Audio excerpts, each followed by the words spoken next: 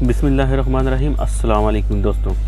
Pakistan services group کا ایک ایسا شاندار کارنامہ جس کی وجہ سے کئی جانیں بچ گئی اور ایس ایس جی نے اپنی بھرپور صلاحیتوں کا استعمال کر کے ایک دفعہ پھر سے دنیا کو حیران کر کے رکھ دیا۔ یہ واقعہ ہے 25 مئی 1998 کا، یعنی کہ ایٹمی دھماکوں سے 3 دن پہلے۔ اور آپ یہ بھی اندازہ کر سکتے ہیں کہ اس سارے واقعے کے پیچھے کس کا ہاتھ ہوگا۔ PIA کے فوکر سیارے F-27 PK554 جس میں 33 مسافر اور عملے کے 5 افراد سوار تھے،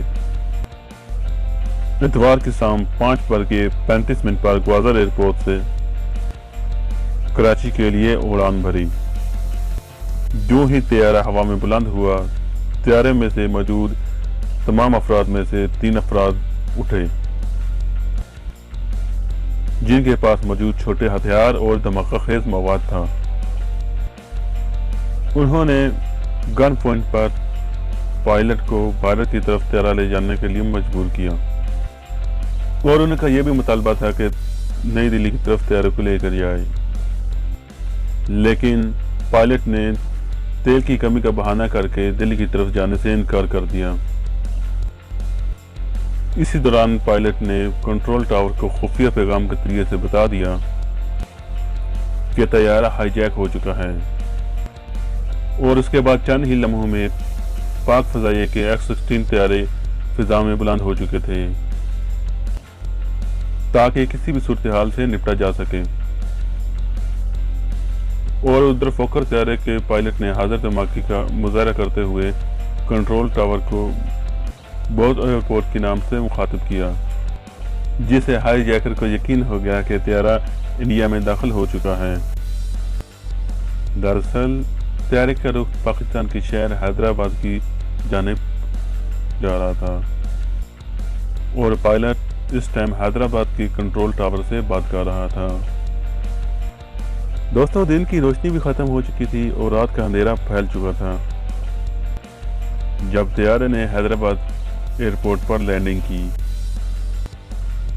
ایئرپورٹ کا کنٹرول سیکورٹی فورسز سنبھال چکی تھی۔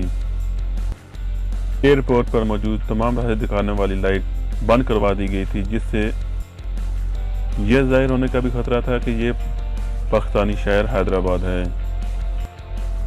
حتیٰ کہ ایئرپورٹ کے سائنس بورڈ کی لائٹ بھی آف کروا دی گئی تھی، لیکن ہائی جیکر نے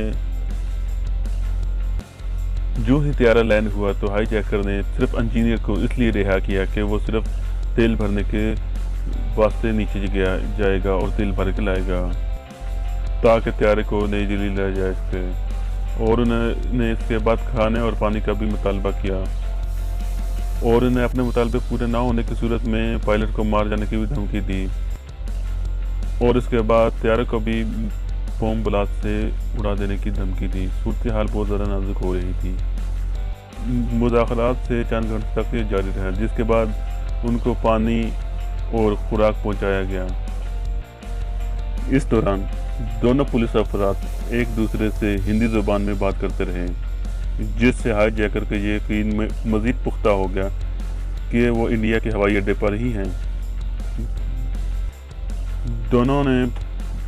دونوں پولیس افسر نے پلاننگ کے تحت مزید ٹائم لینے کے لیے ان کو ہائی جیکر کو کہا کہ پاکستانی سفارت خانے سے ان کا رابطہ ہو گیا ہے اور وہ لوگ آ رہے ہیں، اور اسی کے ساتھ ساتھ انہوں نے اغوا کاروں سے اصرار کیا کہ پلین میں موجود بچے اور عورتیں ان کو کچھ تکلیف نہ دیں اور عورتوں اور بچوں کو جانے دیں۔ ناظرین، جس دوران دونوں پولیس افسران اور اغوا کار آپس میں بات کر رہے تھے، اتنے میں ہی SSG کمانڈو جہاز کے بہت ہی قریب آ چکے تھے۔ بالآخر دونوں افسران ہائی جیکر کو رام کرنے میں کامیاب ہو گئے تھے اور عورتوں اور بچوں کو رہا کر دیا۔ جو ہی عورتیں اور بچے طیارے سے باہر نکلے، SSG کے جوانوں نے اپنے مزور زمانہ آپریشن شروع کر دیا۔ SSG کے کمانڈو بجلی کی تیزی کی طرح پچھلے اور اگلے دروازے سے اندر آئے اور 2 ہائی جیکر کو سیم ٹائم مار دیا۔ دونوں نے کوشش کی دونوں پولیس افسر کو نشانہ بنانے کی۔ اس سے قبل کہ وہ فائر کرتے، ایس ایس جی کے کمانڈو بجلی کی تیزی سے ان پہ لپٹے اور ان کو فائر کرنے سے پہلے ہی ان کو جہنم رسید کروا دی۔ اور تیسرے ہائی جیکر نے اپنے آپ کو دھماکہ خیز مواد سے اڑانے کی کوشش کی، لیکن ایس ایس جی کمانڈو نے بڑی ہی پھرتی سے ان کو پکڑ لیا اور وہ ایسا کوئی بھی نقصان نہ پہنچا سکے۔